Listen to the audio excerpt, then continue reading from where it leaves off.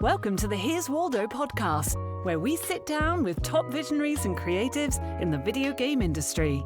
Together, we'll unravel their journeys and learn more about the path they're forging ahead. Now, let's get started with the show.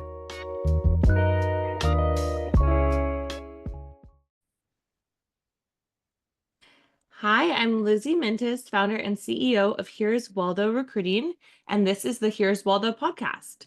In every episode, we dive deep into conversations with creatives, founders, and executives about their journey.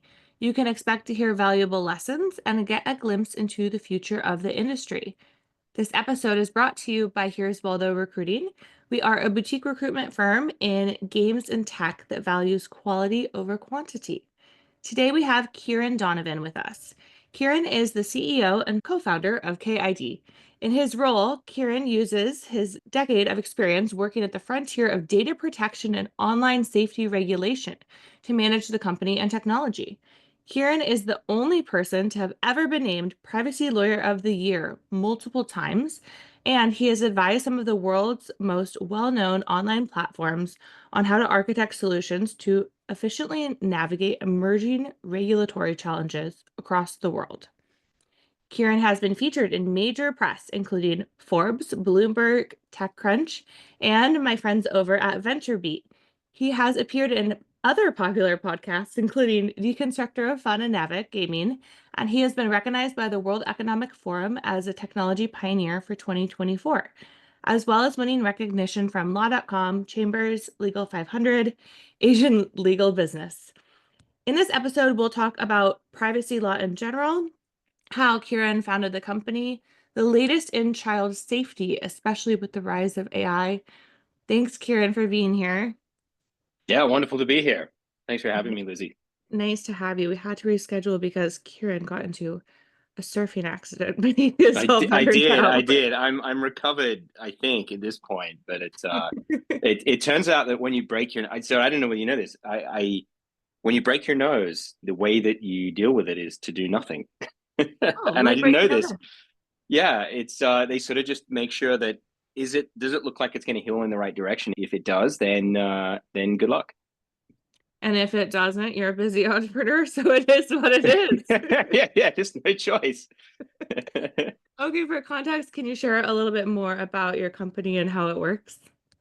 Yeah, so I've been an attorney for about 15 years now and have worked at the intersection of technology, gaming, and regulation over the course of that career. And so KID is really the product of that, which is how do you deal with all of the insane amount of regulation that comes out around the world when you're dealing with youth online, because that is typically the biggest barrier to building the experience in a way that can engage kids or indeed teens, because it's just so hard, so complex, so expensive, takes so much time, that it's not something you ordinarily think of out of the gate. That's why we see so many pop-ups that say, I confirm I'm over 13, because it's really, really hard to manage the online experience for anyone younger than that. And you mentioned people can't develop an engaging experience due to these regulations. Can you talk about how it might get in the way if you're developing? What are the common problems you see? Yeah, so I mean, if you take the US as an example, where there's a few things. One is the age of a child is 13, the age of maturity of an adult is 18, and so that should be pretty familiar to everyone who's listening. If you want to make your online product available to under 13s, then you need a parent to give their consent. There are specific ways that you can do that. There are specific information you need to tell the parent, and you need to go through that cycle again and again and again as your product evolves. And so what that means is you have to build all the infrastructure for that to happen and to maintain it over the course of time. And when you're launching new features, particularly if you're early on and you've got that sort of velocity where you want to get things out there, get it in front of users, test it, and then iterate, hone in on the features that make sense. Adding on top of that, all of what I just described for under 13s is really, really challenging.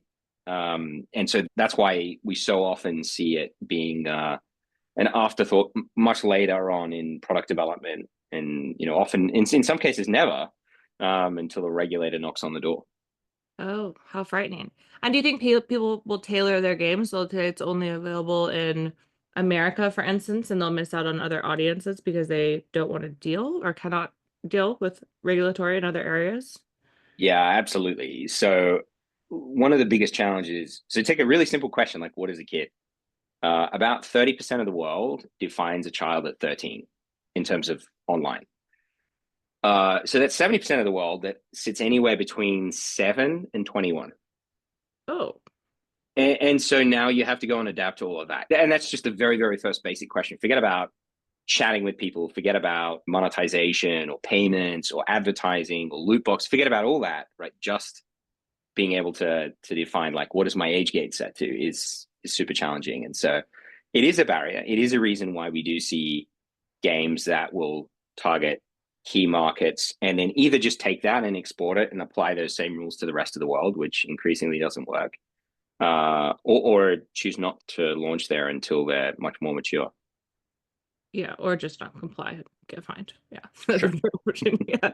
So, can you share more about your journey? You went from being a lawyer in this space to founding a company in this space. Was there a moment where you're like, I have to do this thing? Were you working on a really big games case? How did it come to be? So I've worked in a number of different cities. I started practice in Sydney, and that was just privacy reform was hitting. So it's Mhm. kind of wild to think about it, but there was a time where the idea of privacy and data, it just wasn't a thing. It wasn't an issue. And increasingly it's become so over the last 15 years. Australia was at the very, very beginning of that. And then I moved to London. So I dealt with all of the European regulatory reform and then moved out to Hong Kong and was advising lots of different clients in that part of the world that were looking to get into the US market or getting into Europe or elsewhere around the world. And what typically happened was they would call me and say, hey, we want to launch this game in these 20 countries. These are the features within the game. What do we need to worry about? And over the course of about 7 or 8 years, I developed a mental map of a heat map of where all the regulatory complexity was. And the prediction I had was, well, you're going to have two different versions of the world with all of the online safety, kid focused regulation that was coming in, two different versions of the world. One was lawyers were going to go and continue to get tons and tons of work because the world was getting really, really complex in terms of the regulatory environment. And so more and more people are going to have to call lawyers. And it's going to get harder and harder and harder. And everybody's going to have different ideas about how they build all of what I'm describing for their game, which turns out is not a great experience for anyone. It's not a great experience for devs because they now have to go and build compliance infrastructure. They just want to build a cool game. It's not Yeah. a great thing for regulators or governments because now they're seeing all these different forks of how people interpret regulation. It's not a great thing for the players because now they're jumping from game to game and it's totally different. It's like, wait a minute, I'm a kid over here and I'm not a kid over here, or I'm like a teen here and I have access to this. This is crazy. Like my experience differs so wildly. And then Yeah. finally for parents. And so that's one version of the future. Second version, which I saw was, well, if I got ahead of it and I built a SaaS platform that delivered all of this in a consistent way to everyone in the same way that, say, payment licensing works or payment rails work. Now, everybody gets a common baseline to operate from. And so how you define a child, what features go on and off, all of that can be a consistent taxonomy delivered in the same way to everyone. And it's a better thing for all those stakeholders. So that was kind of my vision of the future. And it's probably about a year of going back and forth in my head of hoping someone else was going to do it. And then when nobody did, I thought, okay, I can't not. I was compelled enough that I had to go and solve this problem. And how did you find your co-founder? So my initial co-founder, Timothy, so he was my client. We'd lived through this together. Oh, So he was the head of privacy and had previously been the head of international legal at Tencent. And so he'd lived through all this. And he and I had both sort of grown up together in a way around this issue. We'd seen it, saw the opportunity to do something really exciting for the industry there, and then started sort of prototyping and building out the rails of the company. And inevitably, we added two more co-founders, one in the trust and safety space, Jeff, who'd been at Facebook and he'd been at Google and he built out and managed trust and safety. And then Julian, who had been in the business of gaming. And so the four of us sort of assembled to take on the challenge, bringing that relevant expertise. Yeah, that makes sense. All different areas.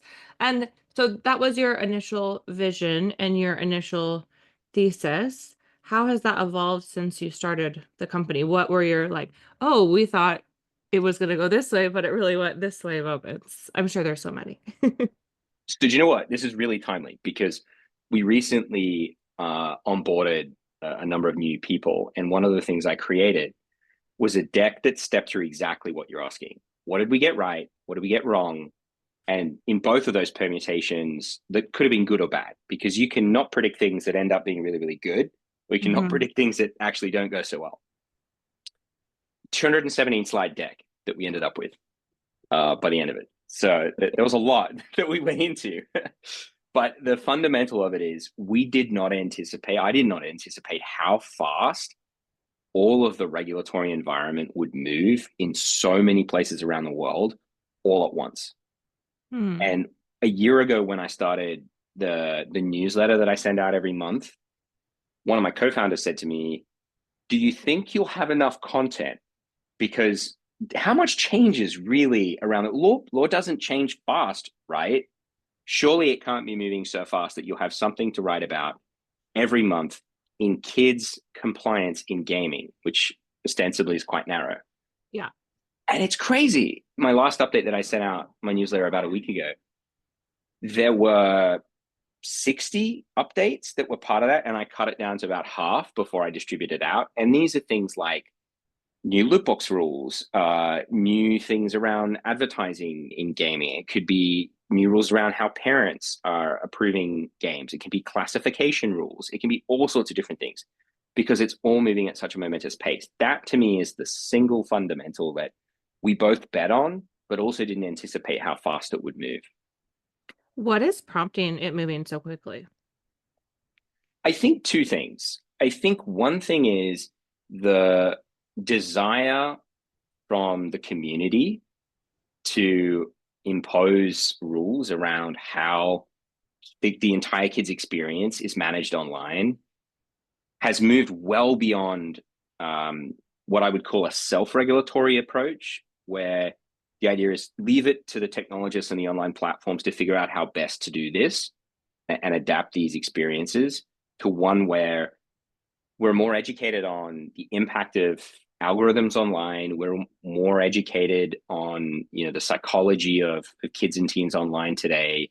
We know more about how kids and teens are building more of their identity and their community online than ever before, and at a younger age than any of the people who wrote the regulations have experienced. And so all of that is happening on the one side.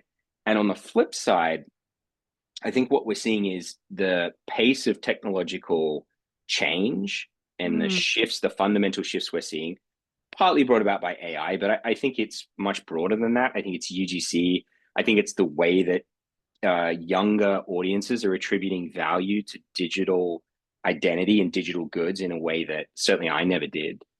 And all of that's happening at the same time. And so both of these things are happening in parallel. And so there is a desire to regulate for all sorts of good reasons. And the question is, how do you do it? And that's the thing that is very, very different from country to country. I mean, as a startup founder myself, that seems like a complete nightmare to deal with. Like, oh, hey, now that all of a sudden there's this regulation that might not be communicated to you that you need to comply with, or else it's like hiring people in different states, but way, way, way worse. It is. It's an insane challenge. And I actually think that we caught the wave at the right time, because if I was trying to build KID today, I'd have to catch up on the last 18 months worth of everything that's changed.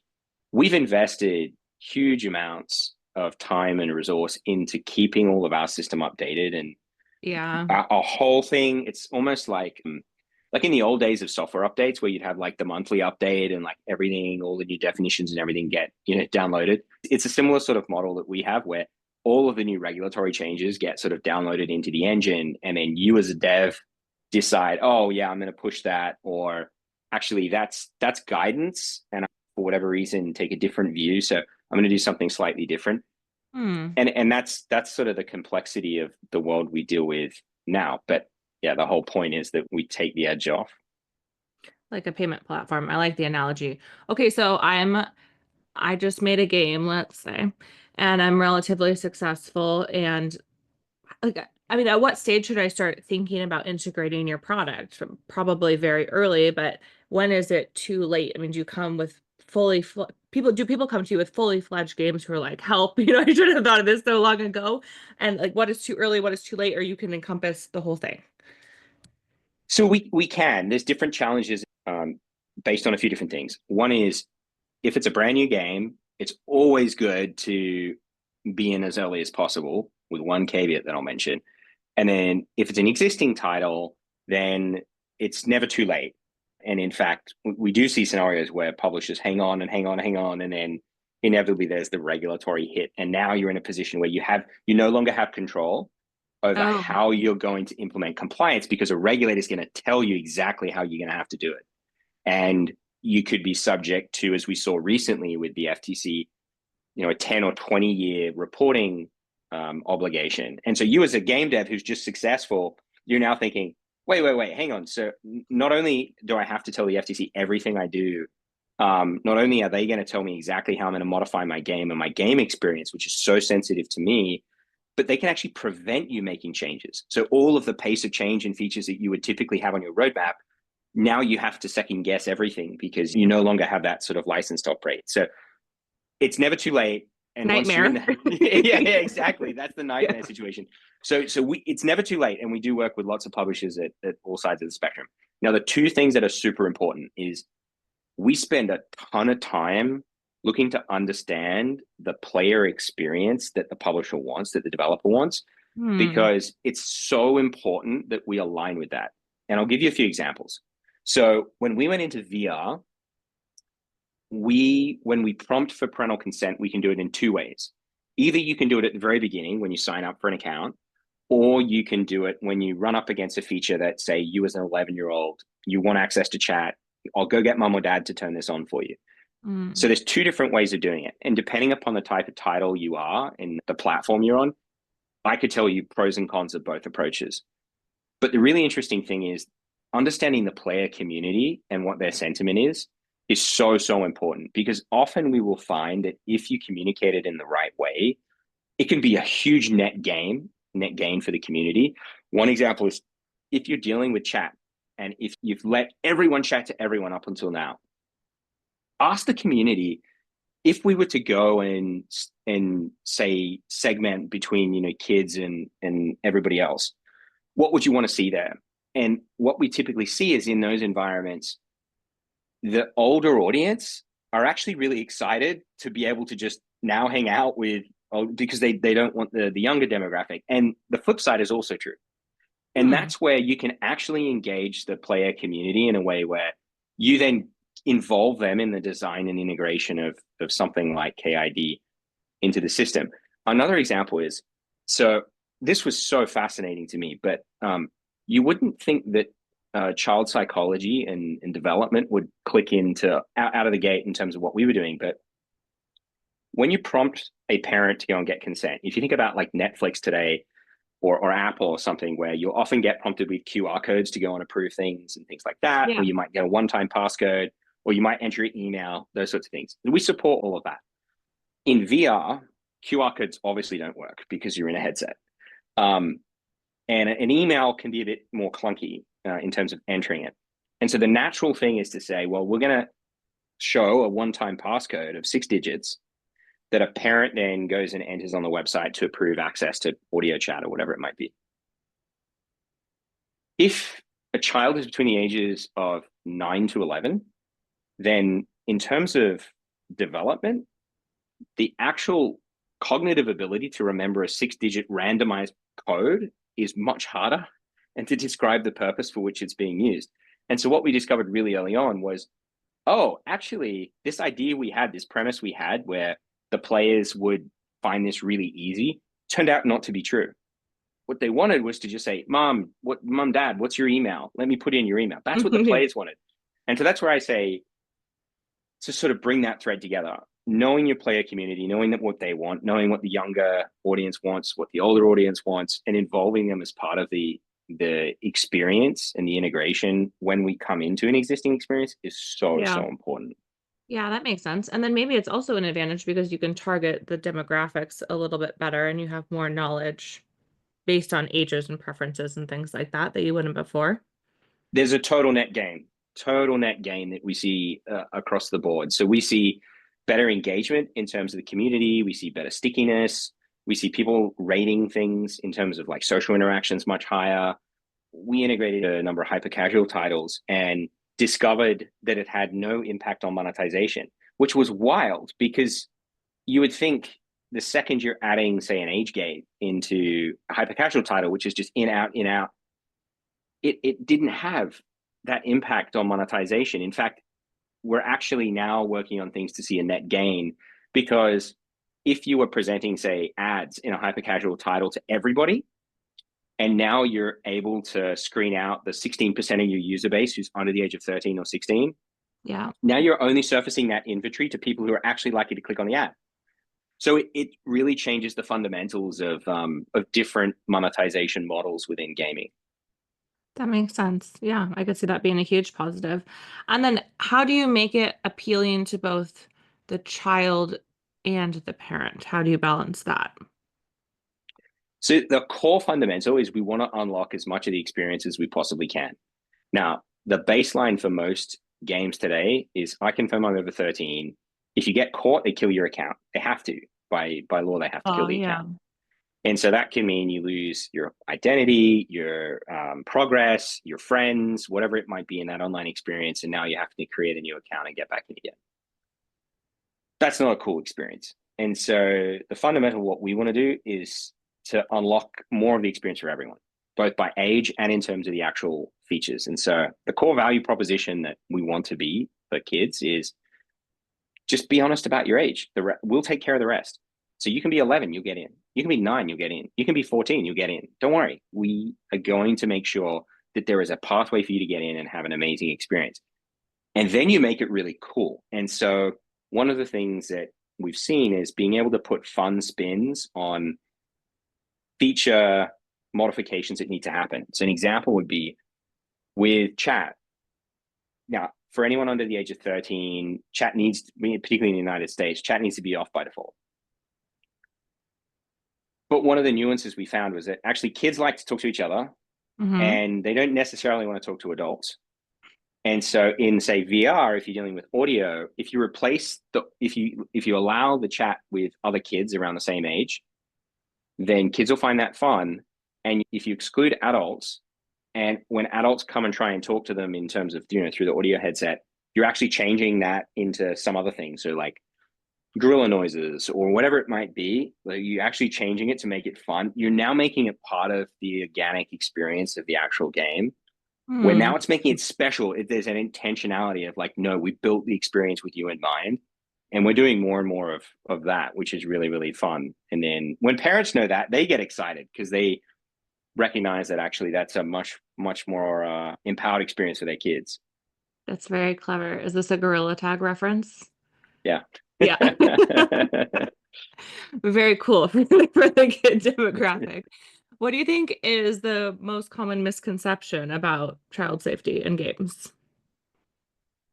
I think the biggest misconception is I need to exclude kids from my title, under 13s from my title, because if I let them in, then it's going to be hard. And at the end of the day, if they really want to get in, they'll get in anyway. And so the biggest misconception is I take that approach and that's what everybody does, and I'm probably okay. What I can tell you is the regulatory environment is such that we have lots of game publishers from indie through to big AAAs who get that letter from a regulator, or they deal with class actions or whatever it might be. So the regulatory risk is real. And so most folks historically, when you talk to them about this, that's kind of what's sitting in the back of their mind is how big is the regulatory risk? Is this really going to become an issue for me? But the thing is actually it's good for the game and it's good for business to do this in the right way and to open up to that younger audience, particularly if the audience is already there, because they want to be there and they want to build their account, they want to build their identity, they want to build their community.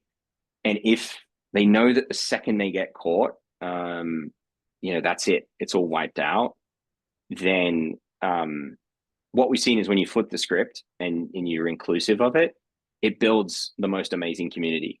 for the player base as a whole. And so I think that to me is the biggest misconception is that, yes, historically, there are a bunch of reasons why people take that approach. But the better way actually turns out to be a better way, not just for players or parents, but also for the business of the game. And I would say many of the most successful titles these days that everyone is aspiring to build are for the younger generation, and they are inclusive of that. So it's It is interesting. such a change. So one thing I can say is we have a huge number of indies and early stage founders in the gaming industry who are building brand new experiences today, who are coming to us out of the gate. Often it's just an idea or a deck, or they've just raised their first bit of pre-seed capital. And they're talking to us about, hey, help me build the best experience for kids. Yeah. Because they're exactly what you're saying. They're looking to do that. And so some of the stuff that we've announced at GDC is exactly around that core value proposition. Can you elaborate? So we built the compliance SaaS component, which is what we've been talking about. Yeah. We then built the parent tooling because parents want to engage with what their kids are doing. And so we've done some really cool stuff there. What we kept getting asked by parents and by kids and by publishers was, hey, I want to make a big deal. Either I'm a parent, I want to find more stuff in the KID ecosystem.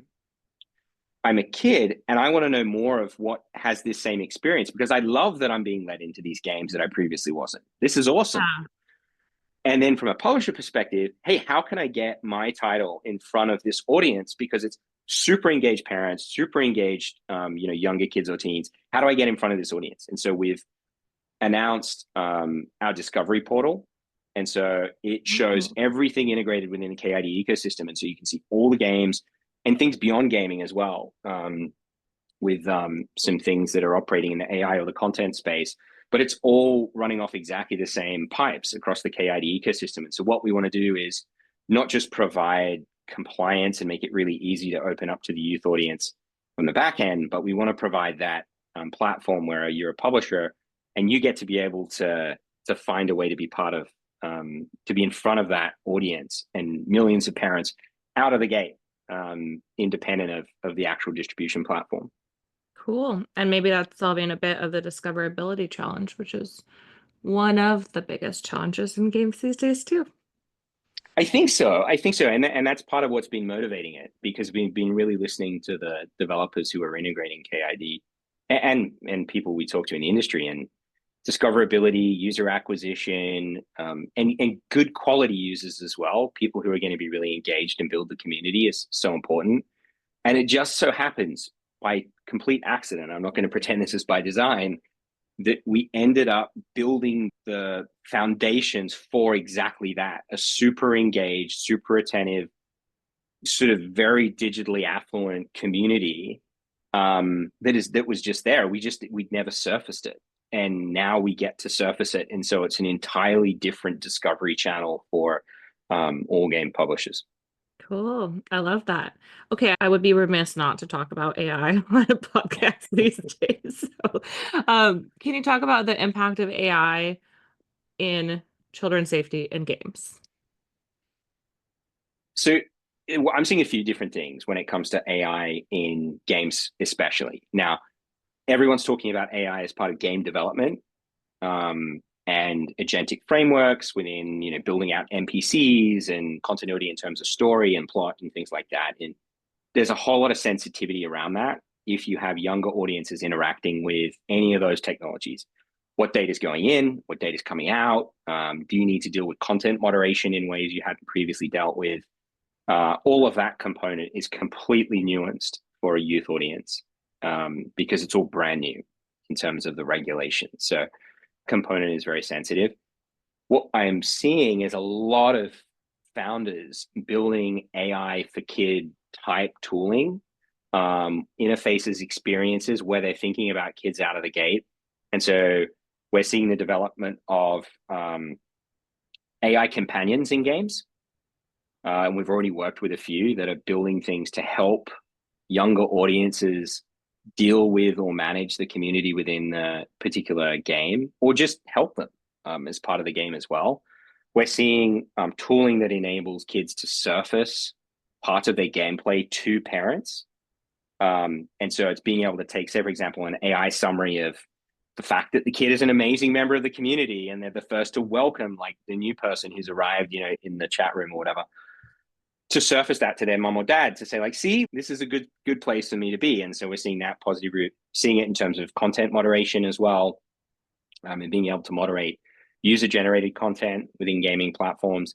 So there's lots of different angles where we're seeing it pop up. The most interesting one for me is AI generative games themselves, because what we're seeing in terms of how kids in our research interact with games is very much, which is no surprise to anyone, they love building their own experience. They're less about the sort of more traditional style gameplay in terms of level based and whatnot, and it's more focused on what are they actually building themselves that they can then share with their friends.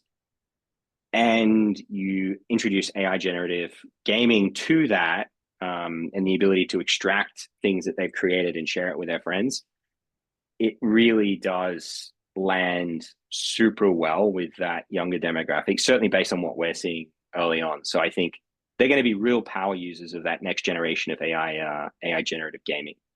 Yeah, for sure. But it'll definitely pose more challenges, but progress too, like you said. And then you teased that KID is outside of games as well. Can you elaborate on the different areas in which you're serving that are not games?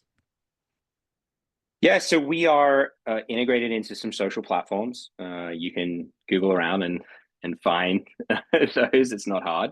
Yeah.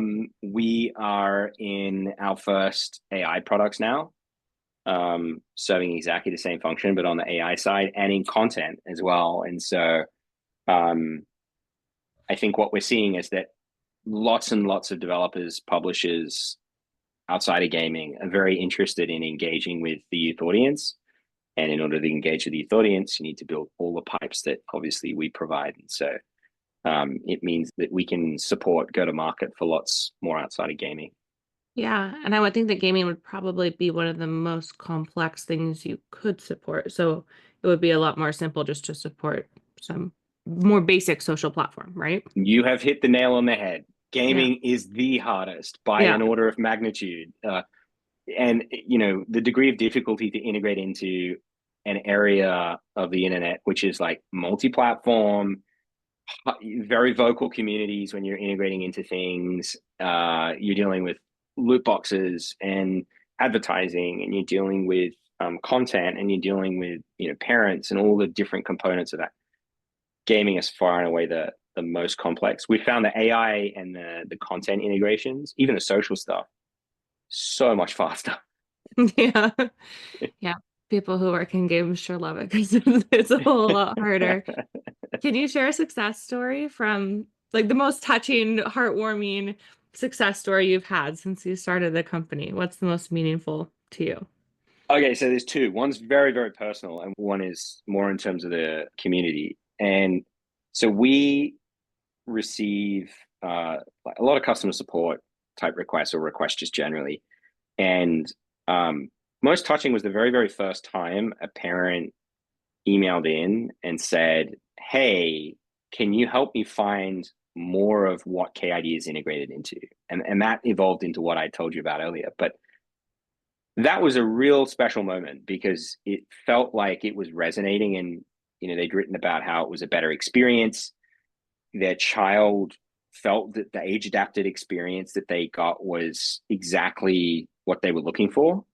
And so there wasn't this need to go and get mom or dad to unlock tons more. So the parent was almost the digital ambassador of their child, to us. So that was really, really personal. That was really touching. The second one is, I've got a 9-year-old, and he tried one of our experiences for the first time, and it was in VR, and there's a new game that hasn't come out yet, and he was trying it, and he was playing for like probably half an hour, and then he took off the headset and he said, "Hey, Dad, so what's the experience if I'm not a kid?" Because it didn't feel like he was missing out on anything. He was still chatting. He was still, everything that was happening. That to me was the biggest compliment, because if it genuinely feels like the experience was made for you at your age in where you are, Yeah. that to me is the marker of success of what we're doing. That's the best. I love that. And you have your own beta tester. Hopefully he thinks you're cool.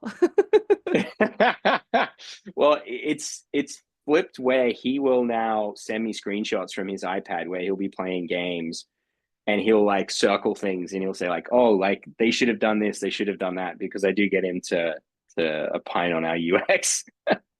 Yeah, that makes sense. Dad, this is broken. My kids are so little, they just say, Dada, fix it. But it's more like my toy broke. So yeah. I have one last question. Before I ask it, I want to point people to your website, k-id.com. The last question, you kind of teased on it, but what is the future for KID? What do we have to look forward to from you? We have this discoverability platform outside of games. Anything else to tease us with? Yeah, so we want to bridge the digital divide between parents and kids. Up until recently, and now that I'm building these experiences, I didn't know what my nine-year-old was up to online. I knew sort of fundamentally what he was playing, but I didn't know who his friends were that he was playing with. I just didn't have those visibility. And you get the request, oh, hey, can you approve this purchase? Can you approve this download? Can you do this? But I don't actually know what's going on. And so to me, it's being able to bridge that digital divide. And there's a whole cascade of things that are part of that. One's discoverability. One is just building tools that are awesome. Because typically parent tooling is such an afterthought for every platform. That's where we started. And so everything is user-driven, research-driven, understanding what parents want, understanding what kids want as players, and building the tooling to just remove as much friction and open as much up as possible. And so I'm really excited about all the tooling we're building there. I'm also very, very excited about discoverability. I think no one has really cracked that. And that's something we hear a lot from game publishers is, hey, I just can't get listed on the front page of this platform, or I'm really struggling. I'm one of like 10,000 in this bucket, or whatever it might be. So how can I help? And I think if the reward of doing things right and building for a youth audience is that there's an entirely new channel opened up to engage with not just kids as players, but also their parents, which in my mind is, the player that's just waiting there like that. I want to play these games with my son. And so if I can be brought into the experience as a parent and I'm now a player and I'm part of the game and the experience, that's just such a triple win. And so that's where we're focusing a lot of our energy right now. Yeah, I'm excited for you. We've been talking to Kieran Donovan, the co-founder and CEO at KID. Kieran, where can people go to start working with you or work for you or learn more about you? So if you're a publisher and you'd love to get featured or you'd love to work with us, then k-id.com is the place to go to. You'll see the link there. If you're a parent and you want to learn more about the games that we're reintegrating into and be part of this movement, then it's family.k-id.com. Thank you. Thank you so much. Thanks so much for listening to the show this week. To catch all the latest from Here's Waldo, you can follow us on LinkedIn. Be sure to click subscribe to get future episodes. We'll see you next time.